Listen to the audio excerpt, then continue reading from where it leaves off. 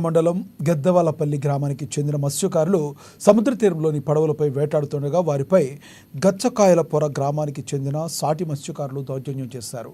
తమ జీవనాధారమైన చేపల వేటను కొనసాగిస్తుండగా గచ్చకాయలపొర మత్స్యకారులు తమను కొట్టి వలలు లాక్కున్నారని గెద్దనపల్లి మత్స్యకారులు వాపోతున్నారు. తాము గతంలో వైసీపీకి మద్దతుదారులుగా ఉండేవారమని, కానీ తమకు పార్టీలంటూ ఏవీ లేవని, కానీ ఇప్పుడు టీడీపీ పార్టీ మద్దతుదారులు తమపై దౌర్జన్యం చేస్తున్నారని వాపోయారు. ఆయిల్ కంపెనీల ద్వారా వస్తున్న పరిహారం వారికి ఇవ్వాలని బలవంతం చేస్తున్నారని, తమకు రక్షణ కల్పించి తమ జీవనాధారమైన చేపల వేటను తాము చేసుకునేలాగా చూడాలని, ఆయిల్ కంపెనీల నష్టపరిహారం తమకే వచ్చేలా చూడాలని గిద్దెనపల్లి గ్రామ పేద మత్స్యకారులు వేడుకుంటున్నారు.